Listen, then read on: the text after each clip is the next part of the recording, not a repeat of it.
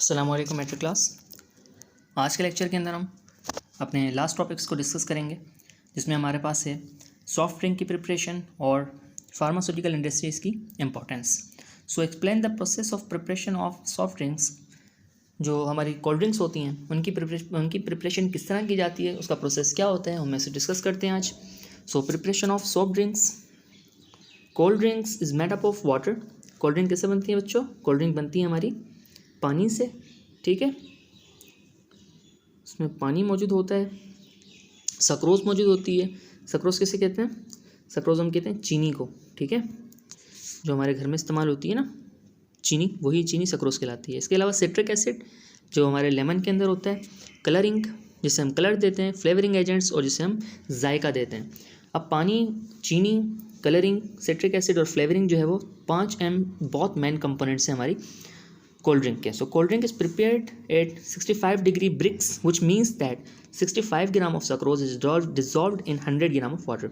अब ये 65 ब्रिक्स बेटा एक मेजरमेंट है, एक कैलकुलेशन है, जिसे हम कहते हैं कि अगर किसी लिक्विड के अंदर 65 ग्राम शुगर मौजूद है, 65 ग्राम शुगर 100 ग्राम पानी के अंदर, तो उसे हम कहते हैं कि 65 ब्रिक्स पे है, ठीक है। 65 डिग्री ब्रिक्स के ऊपर मौजूद है, और ये हमारे पास लेबोरेटरी के अंदर इस्तेमाल किया जाता है वर्ड, और लेबोरेटरी की कैलकुलेशन में इस्तेमाल करते हैं इसको, जहाँ पर सॉफ्ट ड्रिंक्स की प्रिपरेशन की जाती है। There are 5 stages in the process. 5 stage होंगे इसके। इन द फर्स्ट स्टेज, पहले स्टेज के अंदर इस प्रोसेस के क्या करेंगे, water is put through a filter. सबसे पहले पानी को छानेंगे, हम फिल्टर करेंगे बिफोर अ सॉफ्टनर, किसी सॉफ्टनर के डालने से पहले। अगर वो पानी हमारा हार्ड है तो उसे सॉफ्ट करने से पहले पानी को फिल्टर करेंगे हम। And other chemicals are added to it, फिर उसके बाद दूसरे केमिकल्स उसके अंदर ऐड करेंगे। Once the water has been processed, जब पानी को हमने प्रोसेस कर लिया, अगर हार्ड है तो सॉफ्ट कर लिया, it is then pumped on to the second stage, फिर उसे सेकंड स्टेज पे भेजा जाता है, जहाँ पर where it undergoes evaporation and carbonation. वहाँ पर क्या होता है, इसके अंदर एवापोरेशन की जाती है और कार्बोनेशन मतलब कार्बन डाइऑक्साइड की एडिशन की जाती है। जब पानी साफ़ हो गया तो उसकी पानी की कार्बोनेशन करेंगे। During this stage the water is heated, पानी को गर्म किया जाएगा, उबाला जाएगा, हीट किया जाएगा, and run through a cooling pipe, और कूलिंग पाइप ठंडे पानी की तरफ से गुजारा जाएगा before carbon dioxide is added, carbon dioxide के ऐड होने से पहले। अब ऐसा क्यों? क्योंकि बच्चों कार्बन डाइऑक्साइड या कोई भी गैस लिक्विड के अंदर तब डिजोल्व होती है जब लिक्विड का टेम्परेचर कम हो। ठंडी चीज़ों के अंदर गैसेस जो हैं वो डिजोल्व होती हैं, गर्म चीज़ों में गैस डिजोल्व नहीं होती। इसीलिए हमारी जो बोतल होती है, अगर गर्म पीते हैं तो उसका जायका नहीं होता, क्योंकि जायका सारा कार्बन डाइऑक्साइड में, ठीक है। तो गर्म बोतल के अंदर जायका नहीं है बिकॉज कार्बन डाइऑक्साइड उसमें डिजोल्व नहीं होती, और ठंडी बोतल में जायका होता है क्योंकि कार्बन डाइऑक्साइड उसके अंदर डिजोल्व होती है। अच्छा फिर उसके बाद कह रहे हैं क्रिएटिंग कार्बोनेटेड वाटर। अब क्यों ठंडा किया पानी को? ताकि कार्बोनेटेड पानी बन सके जिसमें कार्बन डाइऑक्साइड डिजोल्व हो। इन द थर्ड स्टेज, तीसरे स्टेज में द प्रोसेस, इस प्रोसेस के अंदर क्या होगा, प्रोसेस में the carbonated water is put into a mixing tank. Carbonated पानी को मिक्सिंग टैंक के अंदर डाला जाएगा, where it is mixed with colouring, जिसमें कलरिंग ऐड की जाएगी कि अगर फंटा है तो उसका ऑरेंज कलर कर दो, पेप्सी तो ब्लैक, कोका कोला तो ब्लैक, ठीक है। सो एंड फ्लेवरिंग, उसमें जायके भी डाले जाएंगे। अब जायके जो होते हैं ना उसके, ये नहीं होता है कि पीली है तो उसमें आपकी ऑरेंज है, ठीक है, ऐसा नहीं है, बल्कि उसमें जायके फ्लेवरिंग केमिकल्स डाले जाते हैं। उन केमिकल्स के ज़रिए उनके अंदर जायके आते हैं, ठीक है। एंड स्वीटनर और मिठास डालते हैं उसके अंदर, चीनी डालते हैं, ठीक है। The resulting mixture is then filtered before being packed. उसको रिजल्टिंग मिक्सचर को जो बन चुका है उसे फिल्टर किया जाता है, फर्दर साफ़ किया जाता है पैकिंग करने से पहले, इनटू कैंस एंड बॉटल्स और कैन के अंदर उसे पैक किया जाता है। Finally once the bottle and cans have been packed into boxes, जब जो है आपके कैंस और बॉटल्स जो हैं वो पैक्ड हो जाती हैं अच्छी तरह से, तो क्या किया जाता है, उनको ट्रांसपोर्टेड टू सुपर मार्केट्स, दुकानों पे भेजा जाता है, and ready to be sold, और फिर उन्हें बेच दिया जाता है।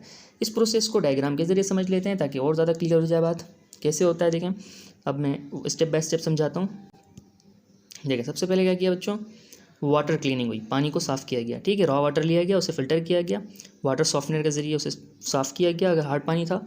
उसके बाद उसमें केमिकल्स ऐड किए गए, फिर पंप के ज़रिए गुजारा गया और इलेक्ट्रिकल हीटर्स में डाला गया ताकि पानी क्या हो सके, इलेक्ट्रिकल हीटर में गर्म हो सके। उसके बाद जब वो पानी उबल जाता है अच्छी तरह से, तो पानी को कूलिंग पाइप, ठंडे पाइप से गुजारा जाता है, जहाँ पर टेम्परेचर बहुत कम होता है। फिर पानी ठंडा हो जाता है। जैसे ही पानी ठंडा हो जाता है तो उसके अंदर क्या करते हैं हम, कार्बन डाइऑक्साइड की एडिशन करते हैं। कार्बन डाइऑक्साइड के एडिशन के बाद क्या होता है, वो हमारे पास गुजरता है, उस टैंक के अंदर से होता हुआ गुजरता है कार्बोनेटेड वाटर, कहाँ पर, मिक्सिंग टैंक के अंदर। मिक्सिंग टैंक के अंदर क्या होता है, उसके अंदर कलरिंग, सिरप और फ्लेवर को ऐड किया जाता है, ठीक है। फिर उसके बाद उसे फ़िल्टर किया जाता है, फ़िल्टर करने के बाद उसे बोतलों में या केन्स में डाला जाता है, उसके बाद डब्बों में पैक होता है, फिर उसके बाद दुकानों तक आ जाता है और हम उसे पीते हैं।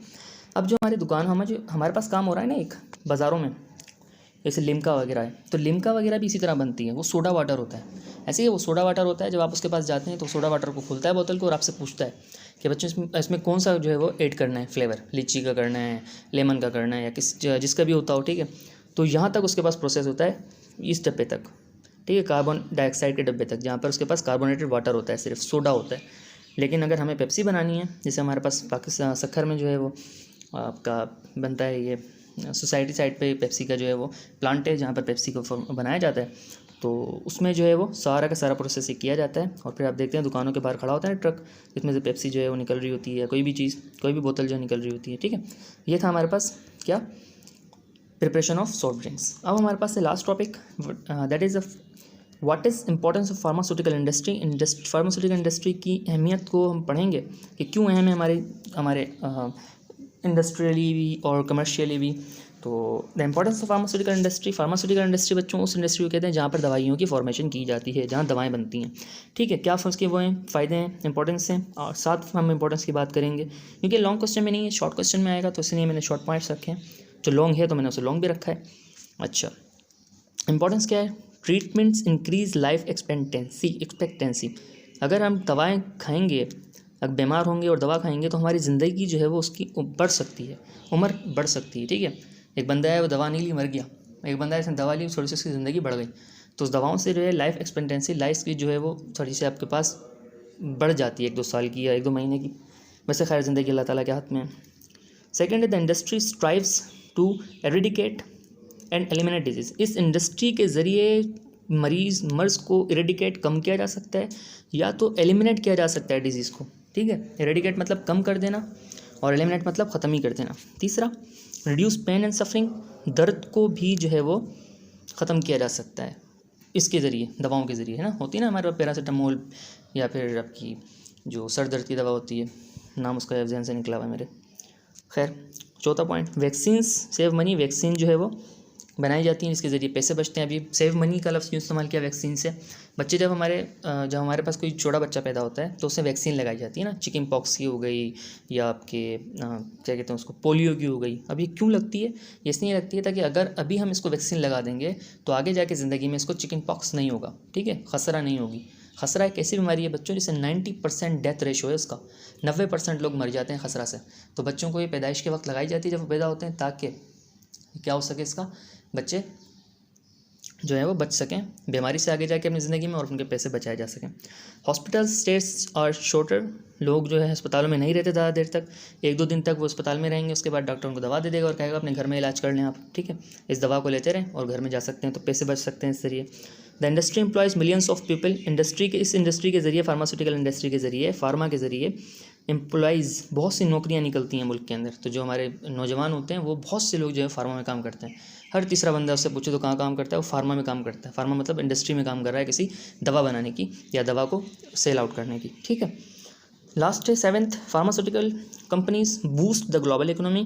ग्लोबल इकोनॉमी जो है वो इनकी ज़रिए, फार्मास्यूटिकल इंडस्ट्रीज़ के ज़रिए बूस्ट करती है। फॉर एग्जांपल, कोई बीमारी आ गई मार्केट में, कोरोना आया था ना कोरोना, तो कितना जो है वो दवाओं ने, कितना जो है फार्मास्यूटिकल इंडस्ट्रीज़ ने कमाया था और मुल्क को कमा के दिया था। क्योंकि टैक्स बढ़ते हैं दवाओं के ऊपर, तो जाहिर सी बात है टैक्स का पैसा गवर्नमेंट लेती है, और गवर्नमेंट की इकोनॉमी बढ़ती है तो मुल्क जो है वो तरक्की करते हैं, मईशत जो है वो अच्छी होती है। ये किससे होता है, फार्मास्यूटिकल कंपनी से होता है, ये इंडस्ट्री से, दवाओं से होता है। तो ये था बच्चों हमारा लेक्चर आखिरी, जिसे हमने चैप्टर नंबर 8 को ख़त्म किया, और हमारी बुक भी यहाँ पर ख़त्म हुई मैट्रिक केमिस्ट्री की। होपफुली आपको समझ आया होगा। मेरी तरफ से आपको बेस्ट ऑफ लक है आपके पेपर्स के लिए, क्योंकि मेरे ख्याल से आपका पेपर केमिस्ट्री का 2nd ही है, तो आपको बेस्ट ऑफ लक है। इंशाल्लाह आप अच्छा पेपर करेंगे और अच्छे अपने मार्क्स लेके आएंगे। तो दुआओं में याद रखिएगा। अल्लाह हाफिज़।